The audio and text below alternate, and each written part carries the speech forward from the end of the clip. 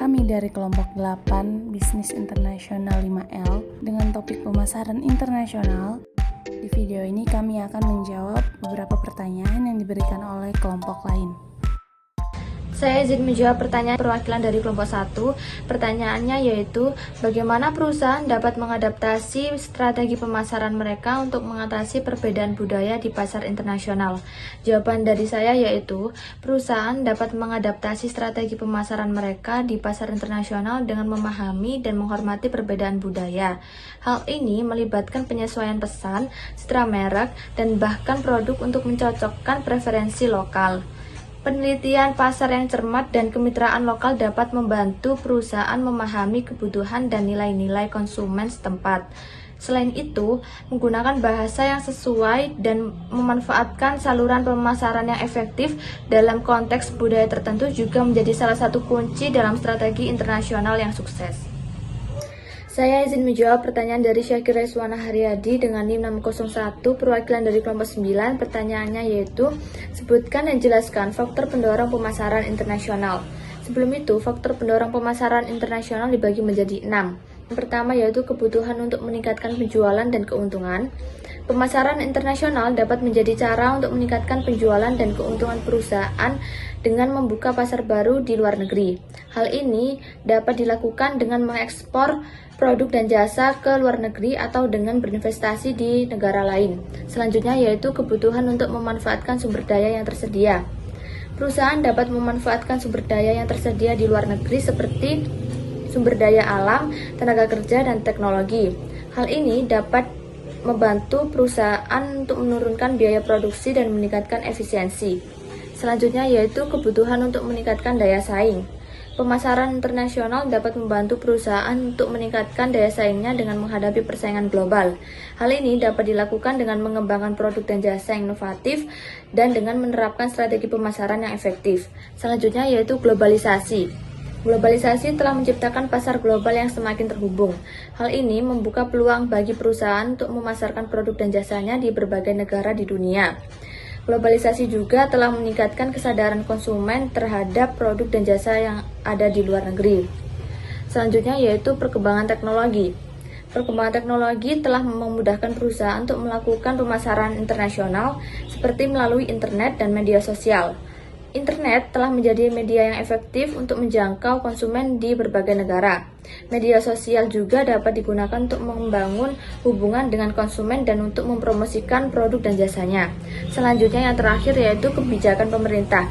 Kebijakan pemerintah seperti perjanjian perdagangan bebas dapat mendorong pemasaran internasional. Perjanjian perdagangan bebas dapat menurunkan tarif impor dan non-tarif, sehingga memudahkan perusahaan untuk mengekspor produk dan jasanya ke luar negeri.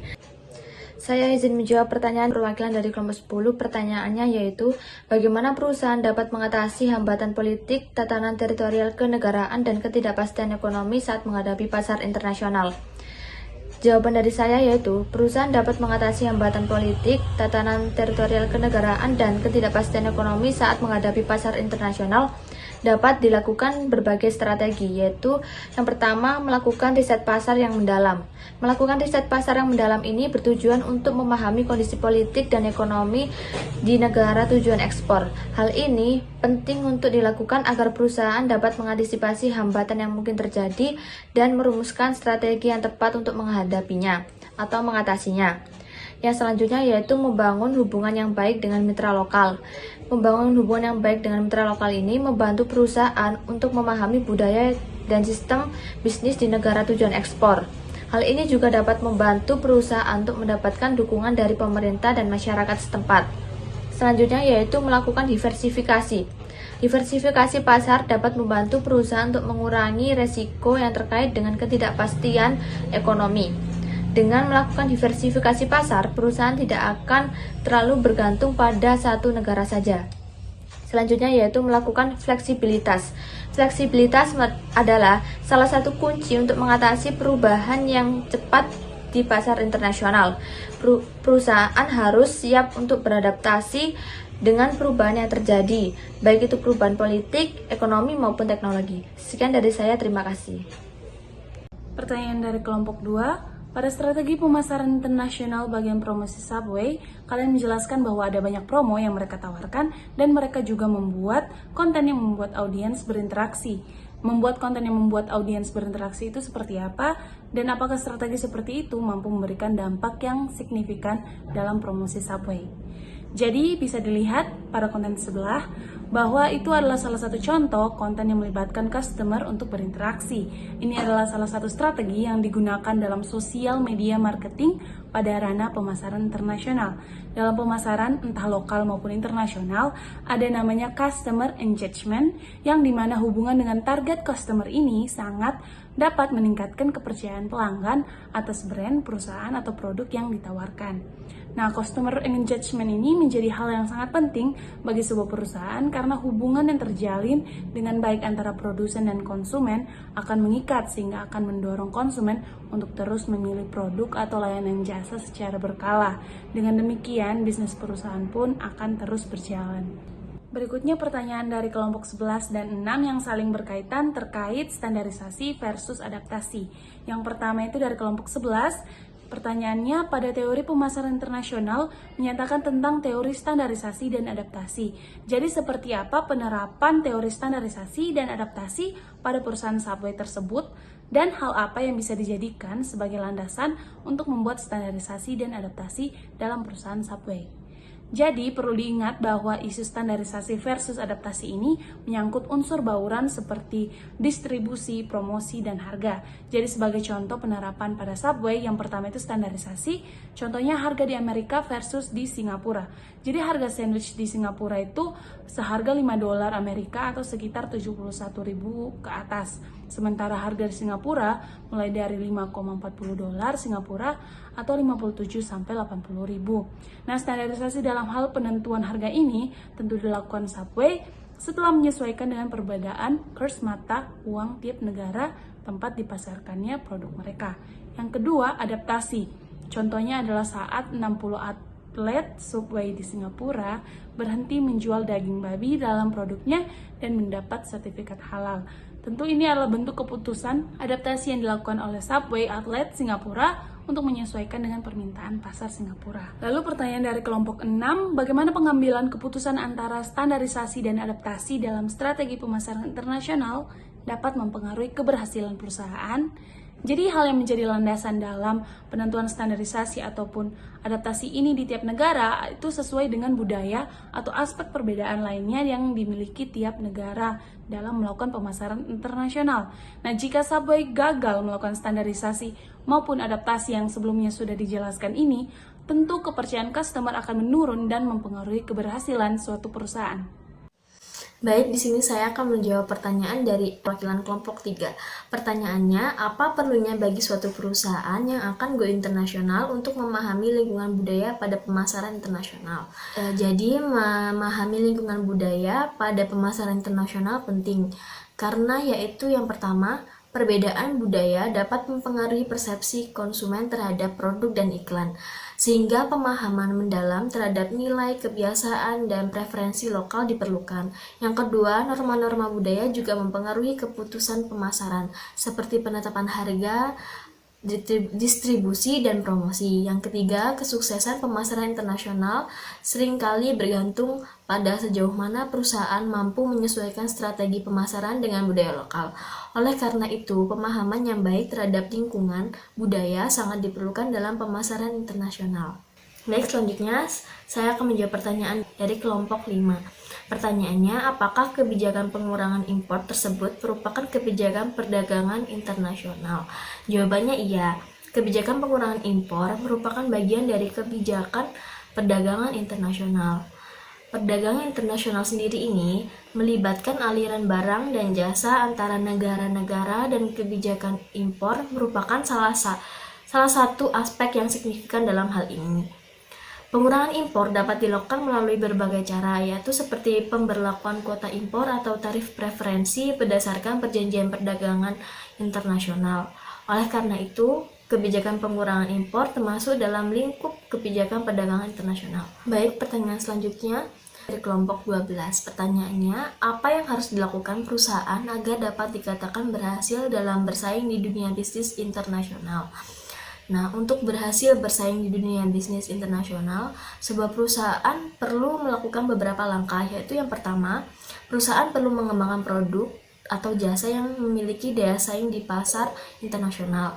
Hal ini untuk memahami kebutuhan dan preferensi konsumen global serta menyesuaikan produk atau jasa sesuai dengan tuntutan pasar internasional. Yang kedua, perusahaan perlu memahami dan menyesuaikan diri dengan perbedaan budaya, hukum, dan kebiasaan bisnis di negara-negara tujuan. Yang ketiga, perusahaan juga perlu mempertimbangkan kebijakan perdagangan internasional, termasuk kebijakan impor dan ekspor yang dapat mempengaruhi jalannya bisnis internasional. Selain itu, pengembangan strategi pemasaran global, adaptabilitas, serta pemilihan metode ekspansi yang tepat juga merupakan faktor kunci dalam kesuksesan bersaing di pasar internasional. Jadi di sini saya akan menjawab pertanyaan dari kelompok 7, yaitu dari Fitri Putri Lestari dengan NIM akhir 639. Jadi inti pertanyaannya adalah jika perusahaan jamu Indonesia ingin membuka cabang ke luar negeri, yaitu di negara Malaysia maupun Singapura, strategi pemasaran yang cocok digunakan dan agar produk itu terkenal dan langkah yang harus diambil perusahaan agar produk itu dapat diterima.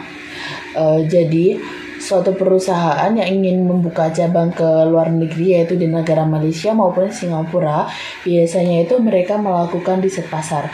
Tujuan dari riset pasar sendiri adalah mengetahui kebutuhan dari konsumen. Jika kita ingin membuka ke negara Malaysia, tapi di sana mereka tidak membutuhkan jamu, maka kemungkinan besar produk yang kita tawarkan itu tidak dapat diterima oleh negara tersebut. Terus biasanya jika ternyata dari riset itu negara tersebut memerlukan produk kita, maka mungkin strategi pemasaran yang cocok digunakan adalah melalui media sosial. Jadi di media sosial ini kita dapat menawarkan produk berupa jamu tersebut dengan mencantumkan manfaat-manfaat dari jamu. Terus langkah yang biasa diambil perusahaan agar produk itu dapat diterima itu yang pertama itu melakukan analisis pasar yang dilakukan untuk memahami budaya maupun kebiasaan dari konsumen yang ada di negara Malaysia maupun Singapura. Terus yang kedua itu adaptasi produk. Biasanya hal ini itu dilakukan untuk kita itu memberikan apa sih manfaat dari jamu, cocok nggak sih dengan lidah mereka. Jadi mereka itu biasa dikasih testi untuk mengicipi atau mencoba produk yang kita tawarkan berupa jamu tersebut. Terus yang ketiga itu kemasan yang menarik. Jadi kemasan yang menarik itu biasanya mengundang minat beli tersendiri kepada konsumen. Jadi biasanya walaupun kita tidak tahu manfaat dari produk tersebut, kita biasa tertarik karena kemasannya yang lucu maupun kemasannya yang menarik. Yang terakhir itu ada edukasi konsumen. Jadi dalam edukasi ini diharapkan itu konsumen itu dapat mengetahui manfaat dan kegunaan dari jamu tersebut untuk tubuh kita. Jadi kita dalam edukasi ini kita bisa menjelaskan satu persatu dari manfaat jamu itu seperti apa untuk tubuh kita, terus ada keluhan apa kita bisa minum jamu yang seperti apa, seperti itu. Jadi itu adalah langkah-langkah yang bisa digunakan agar produk kita itu bisa diterima dan bisa terkenal di negara yaitu Malaysia maupun Singapura. Di sini saya akan menjawab pertanyaan dari kelompok 4. Jadi pertanyaannya, bagaimana mengemas suatu produk dari suatu wilayah yang dibawa ke kancah internasional? Apakah ada strategi khusus yang bisa digunakan? Jadi sebuah perusahaan yang sebelum melakukan pemasaran ke negara lain atau wilayah lain, itu biasanya melakukan riset pasar. Tujuan dari riset pasar sendiri adalah untuk mengetahui kebutuhan dari konsumen di negara yang dituju. Selain itu, riset pasar juga digunakan untuk mengetahui kultur dari suatu wilayah tersebut. Jadi strategi yang bisa digunakan adalah yang pertama itu kemasan harus memenuhi standar internasional dari suatu wilayah yang dituju atau dari negara yang dituju.